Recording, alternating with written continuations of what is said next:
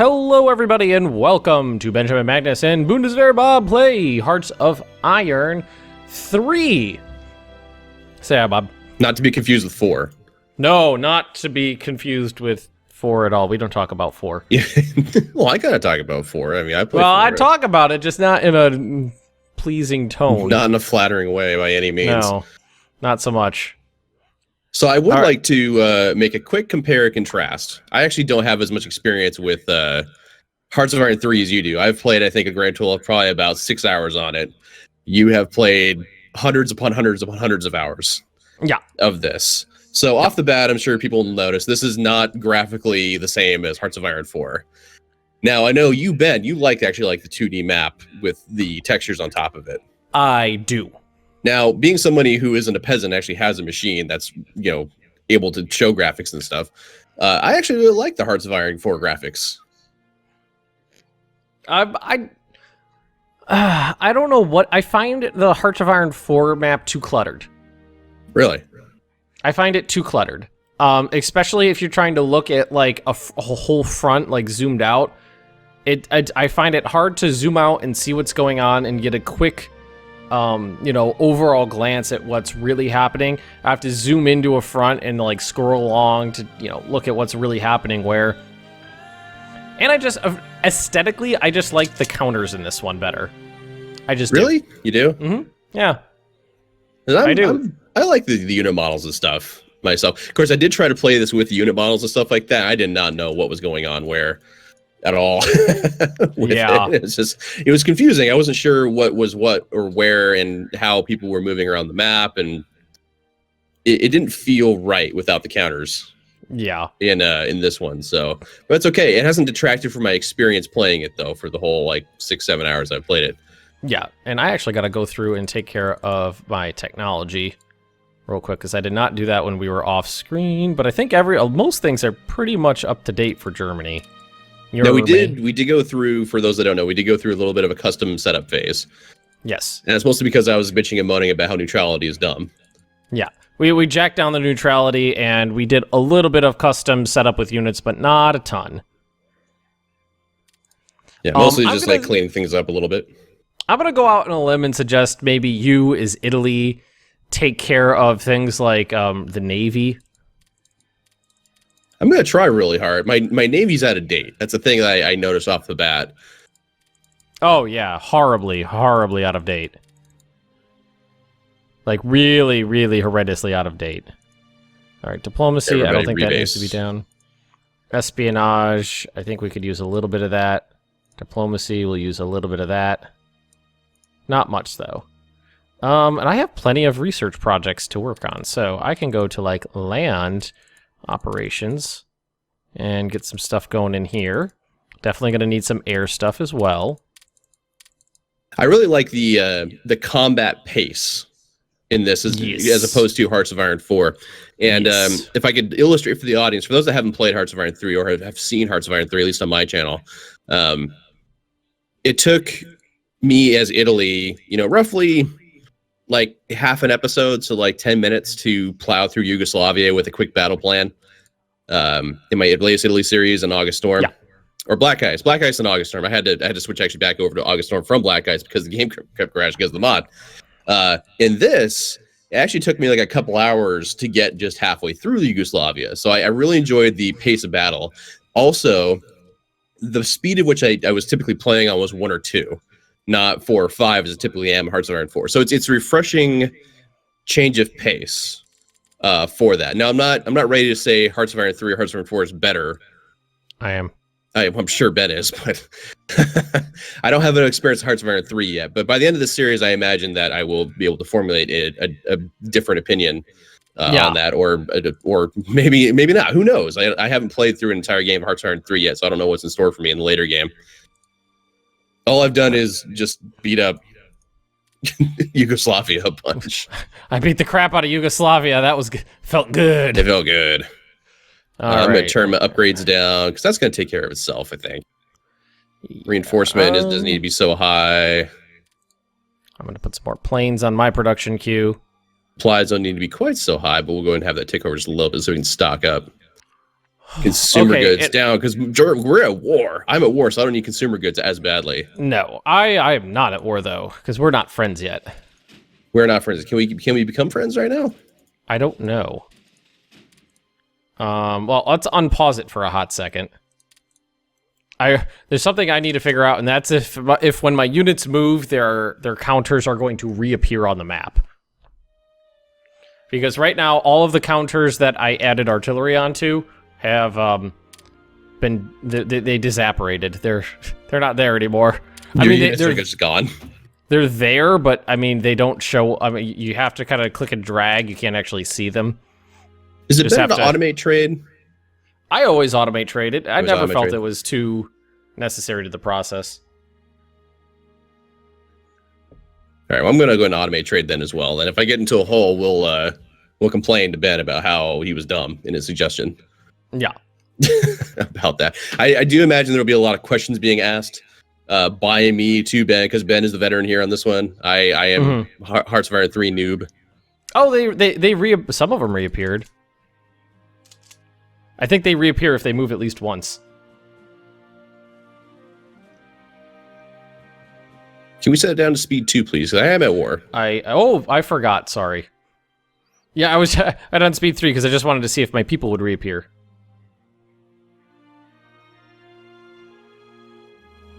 Jeez, Ben, it's not all about you. It's not all about Germany. God.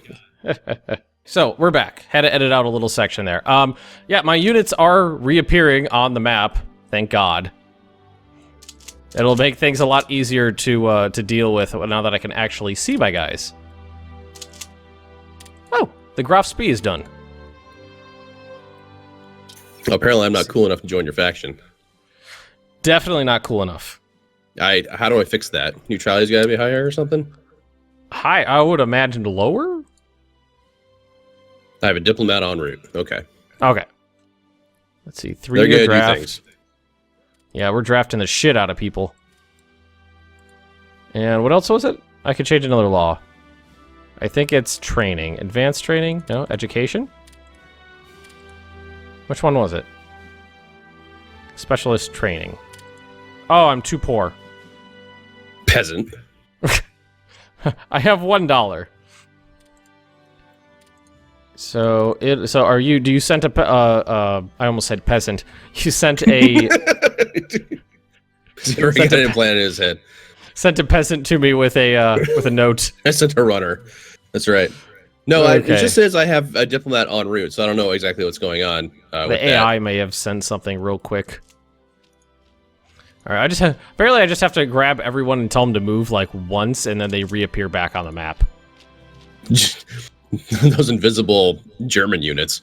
It's very peculiar. I just have to do the box selection, grab everybody, and tell them to move, and then once they've moved one province, they reappear back on the map. Sounds like a Nazi plot to me. Yeah, invisible Nazis. So is there a strategic redeployment option in this or no? Yes. How do you do that? You select a unit. You control right-click where you want them to go, and it brings up a contextual menu. Aha, strategic deployment. There we go. Accept. So if you notice on there, it also says support attack, which is extremely, extremely important, because a lot of times you'll want a unit to attack one province, and you might want other people to get into that battle as well, but not actually move. That's how you do that. You'd select them, control right-click where you want them to go, and they would do the what's it called there? The support attacks from that area. All right, that would have been really good to know in my Yugoslavia campaign I was doing in my single player. Man, so many units moving all over the place in that one. I feel like my music volume is really high right now. I'm going to lower it. So, yay, everybody reappeared on the map. Huzzah. Yay. Right, so I'm fighting in Ethiopia. That's the thing I'm doing. I cannot see what's happening in Ethiopia. And I don't think there's anything I can do to help. I don't think there's any way to send you units. We have a diplomat en route to Italy. I have units in poor supply, but they're up here in Europe. What's going on here? Why? How do I Anschluss? Looks like I have to wait. I'll wait to Anschluss. I'll Anschluss later. Don't tell me how to live my life. You don't tell me how to Anschluss. I tell you how to Anschluss. That's right. Are all my air units where they need to be? No, I need all my naval. So I know for the land units and stuff, as far as the order of battle goes, or OOB, as it'll be pronounced here on out, you can only have so many divisions assigned to the next tier up. Yes. Divisions or HQs? 5, right. So, but there's no limit like that for aircraft or naval ships, right? No. Not that I'm aware of. For land stuff, it's just 5 all the way up. 5 divisions in a corps, 5 corps in an army, 5 armies in an army group. So like Dr. Seuss level shit right there. Yeah, very much so. And it is extremely important to have a proper order of battle set up and managed. It's extremely, extremely important. Teach me, Ben. How do I oob? How do you oob? How do I oob? I don't remember some of the specifics, but I know like there's at one level of the command structure, each skill level of the general at that command reduces supply consumption for the entire like downstream by like 5% per skill level. So if you put like a skill 5 general in that, I think it's army group, then it disseminates. That means like, you know, an entire half of your army is going to use 25% less supplies, which is extremely, extremely important. All right, I can change what law? Specialist training. No, I can't. I'm still too poor. How much money do I need? God damn it. Peasant. I know, right? Experience gain is also a crawl compared to... Oh, that's right. That's kind of starting to come back to me. See, I didn't actually pay attention to this at all in my my single player Italian game, which is all these HQ units have their own commander. Okay. Yeah. All right. And every single, you can click on them, and every single commander has their own, skills and whatnot, and skill level. Experience gain at the division level is the highest. So, if you want someone to level up real fast, a division will be the best place. Actual frontline combat experience will be the best place to put them.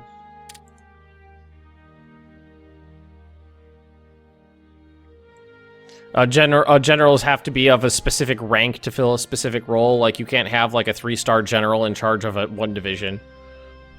But you can promote and demote them. Okay. Does the promotion cost anything? I don't think so. Tapping. I think you just flip it around all you want. If you're looking for a specific, a specific skill set, there's a filter button on the general screen where you could pick what you want. If you're looking for someone who's good with logistics, find logistics wizard and only search for that person. I'll give you shift click, control, alt, no, right click. It's right click. There we go. Yeah, logistics wizard is supply consumption minus 25%. So that's really important when you're fighting as Germany or Italy, and you're fighting like Russia, where your supply lines are ridiculously long. And which was our infrastructure map mode. Keeping your infrastructure high is important, although it is costly to build. Let's see, what's infrastructure? F. So tab it up by hitting F. So I am going to devote some of this to that. Something I learned the hard way. What's that? Well, what I generally do is while I'm at peace, I kind of max out my infrastructure if I can. Definitely like through East Prussia and up to Poland, even though it's mostly already high, because infrastructure in this game is like exponential. So at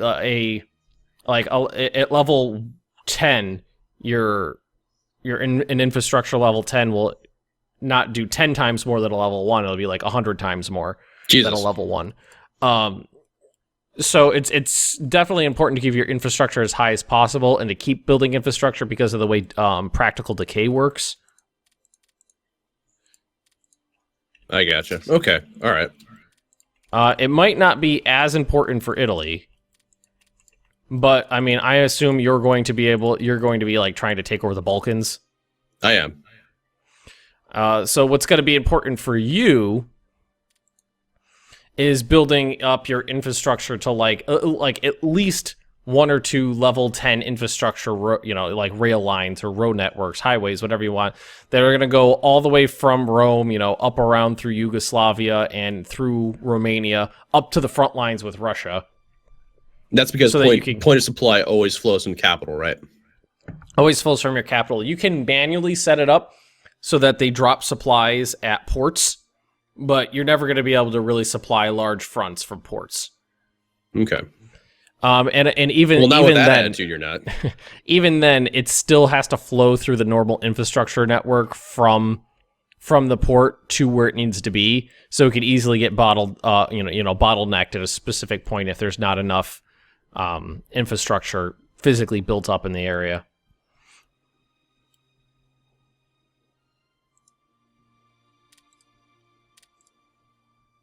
Now Bob reorganizes the Navy. I'm looking at reorganizing my ministers. Susceptibility to the Axis. I am the leader of the Axis. You're so susceptible. But that's the only thing for you. That's the only thing you can do. Let's see. This arms minister, infantry theory decay, militia theory decay. I see 10%. I like that better. I see plus 10%. That's good. Is it better to have large navies in this? Like, do you want to doom stack navies and stuff? Yes, you want to doom stack. In vanilla Hoy 3, you want to doom stack. Doom stack as hard as possible. Assuming that you're not getting any of the command penalties and stuff. Like I see here, like some of my admirals, for instance, they can't command more than like a handful of ships. Yeah, you can promote them so they can. This guy can do 30 ships. Leadership modifier. I just put Goebbels in charge. Goebbels in charge. Of our days and our nights. That was awful. I'm not even sure where you were going. What happened? What's going on? The Charles in Charge theme song. Oh, okay, right. We're old. Espionage bonus. That's where we're going there. Supply throughput. Combat movement speed. Defend. Okay, we're going to do supply throughput. Right now, what are we on? Armor, practical decay for the chief of the army. Supply consumption. Yes, minus 10%. I'm doing any... As Germany... As Germany, anything that reduces supplies consumption is just wondrous.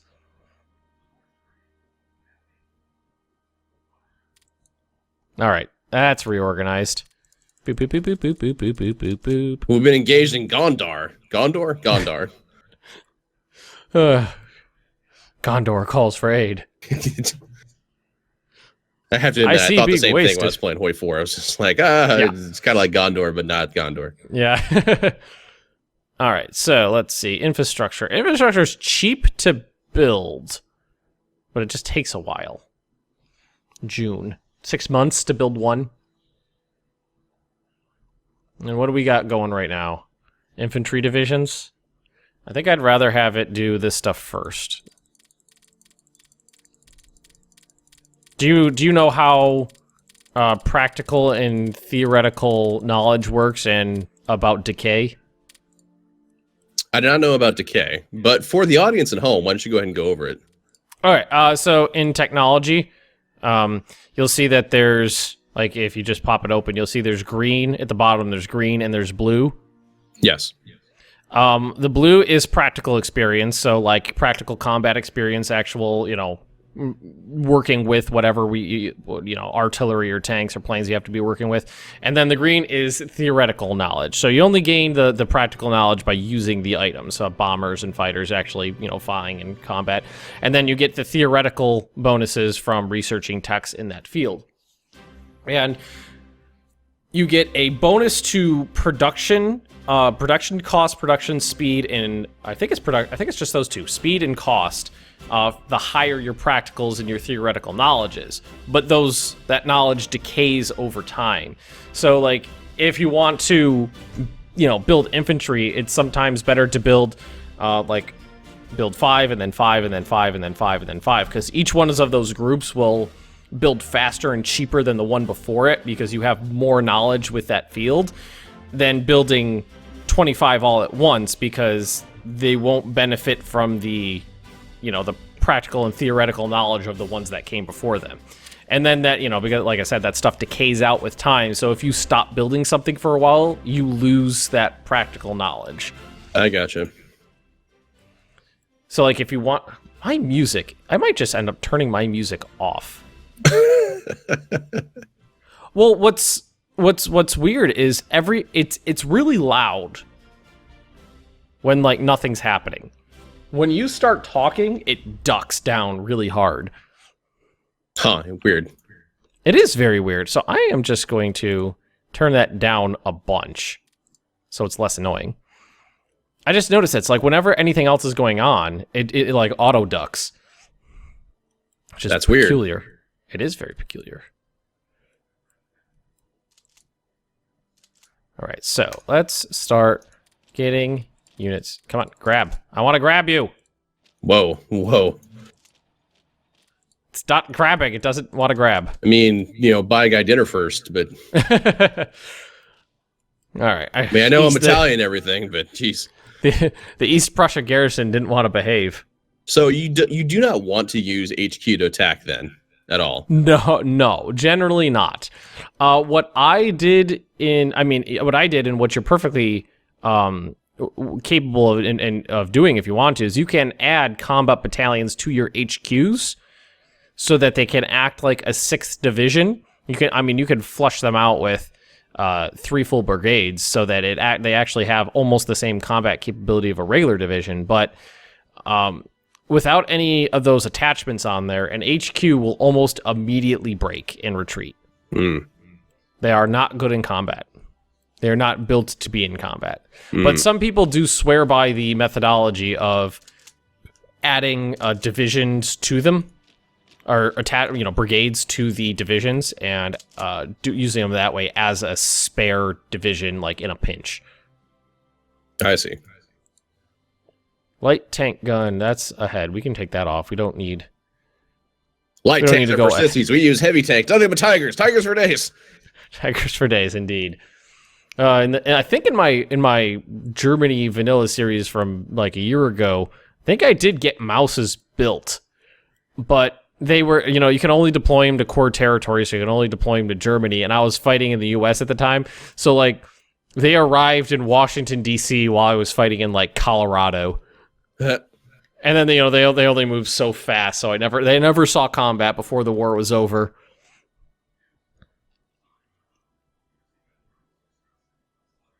All right, got some free spot. Okay, intelligence.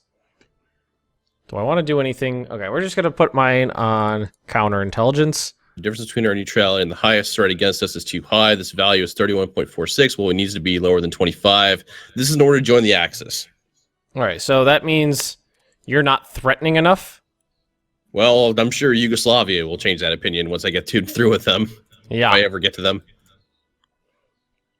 You'll get yours, Yugoslavia! Just shouting across the border at them. It's just like, you! Reminds me of an old episode of The Simpsons, The Lemon Tree. The Lemon Tree. Yeah, The Lemon Tree. I can't say I have Star Trek encyclopedic knowledge. I don't so much for The Simpsons. The people from Shelbyville steal the Springfield's lemon tree at the end. Bart and Grandpa and Homer steal it back, and there's some Shelbyvillians shaking their fist as they drive away, going, "You'll get yours." Okay. So there's all these templates here for like divisions and stuff. Are these things that I should be using, or should I just be making my own? I never use them. You never use them, make your own? I make my own. Okay, so if I wanted to make just a general infantry division, what's a good combination? Like I just researched engineers. Engineers are a thing now for Italy. I almost said Italia. Engineers aren't necessary for every single division. Engineers can be extremely useful for if I have an army corps I've built where all 5 divisions in that corps have engineers, and I can use them for forcing the crossing of a river or assaulting cities or forts or something like that, because they have good combat modifiers for like crossing and urban combat and things like that. But engineers are going to be pretty much wasted if you just throw them into every single division, because you could put, more infantry in there or anti-tank or artillery or something like that. So it's good for like tank divisions if you want to make sure they can get across rivers really easily and things like that, or assault divisions, but that's basically where you want to keep them. Okay, all right. And funny story, the unit picture for Panzer 1941 and Panzer 1943 is the German World War I tank, the like A7V or whatever it was. The one that's got like 10 people in it. That was one of my biggest pet peeves about Hoi 3. Is you guys couldn't put in any extra effort to get good pictures. Like, even the picture of the Tiger, I'm pretty sure, is a picture of an American tank destroyer. If I remember correctly, it was like an M36 Jackson or a British Achilles or something like that. So how should I construct like an infantry division? What I was doing in my single player is I was doing like 2 infantry, an artillery, and an engineer is how I was constructing these before. Is there a better way to do it? For me, a standard German infantry division is 3 infantry and an artillery, and then when you unlock the 5th Brigade, which you can do through the land doctrine tree, I usually add in either more artillery or anti-tank guns, depending on the situation, but I usually go 3 infantry. Okay, Italy will follow suit because we follow around Germany like a puppy. All right, I should probably actually start getting this stuff set up properly. We'll do that thing just like Germany did, and then maybe Germany senpai will notice us. Okay, let's see. Let's start. Well, Poland needs to get it. Same thing. Old man Germany's yelling across the damn you, Poland! From the Eastern Prussian pocket. It's like, you bastards. Oh god. Alright, so we're gonna start moving some units into position. Gib Clay. Gib rightful Clay. I don't remember where in the tree it is, but there's a couple things in the land tree that are just extremely important to get. Operational level organization is one of the most important things to get. And superior firepower. Operational level command structure? Operational level organization. Level organization. It's at the bottom. It was so important, why isn't it at the top? It each level reduces the delay between attacks by an entire day. Oh wow, that is actually pretty good. That one is extremely, extremely, extremely important. Because, instead of waiting around for a week for your units to be ready for the next attack, they might be waiting for 3 days. Okay, we're just going to start moving people around. Get into position, goddammit. So is there a way to modify an existing division that's on the board? Yes. Modify in what way? Like, I've got a division sitting here. It's only got 2 infantry divisions in it, or brigades. And you want to change that. Like, if I want to add another infantry brigade in there, how would I do that? If you want to add just one brigade, what you would do is go to production, and then under division, click on brigade attachment. Aha, okay. And then you would pick whatever you want and how many of them you want and start production. Okay. My wife just texted me, her friend's not coming over. Well, I'll fool with this for now. I think I'm just going to build new divisions as I go, I think is what I'll do. And if it's 2 brigades and you want to add you want to flesh it out to a full 5 brigade division, you can make another division that has those 3. Then just if you have them in the same province together, you can just select them both and merge them together. Mm-hmm. Rather than building 3 separate brigades and doing it like that, you can merge them, which will be useful later on when you get superior firepower, probably. Oh, and the officer cap is 140%, so make sure you're not wasting leadership by recruiting officers if it's capped out. I actually had that too low when I was playing single player. It was like 83% when I was like, that's bad. I was just like, ooh, that probably isn't so good. But no, Italy cannot into officer. Nope, but we can now. We're 103% this time around. Woo! Italy can into officers. All right, so I've got a better training law available here, which I could do specialist training. Better is subjective. It depends on what you want to do. Takes twice as long to recruit these suckers, but I get much more training experience. Yes, that's the thing. You can recruit them fast, or you could or they could be smarties.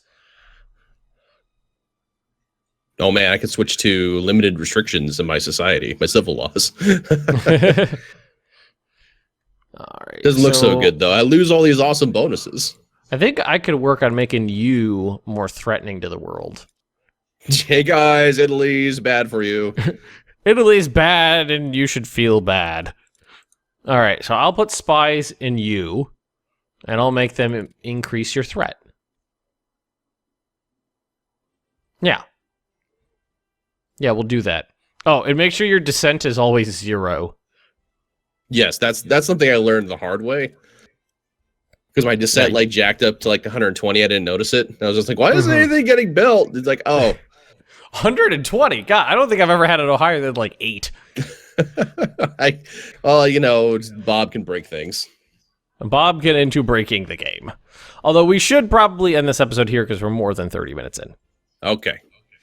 All right, everybody. Thank you for watching. As always, don't forget to like these videos, drop some comments down below. You can check out the Italy perspective from Bob's channel or the Germany perspective from my channel. Links are also in the description below. And do not forget to subscribe. We'll see you guys next time. See you.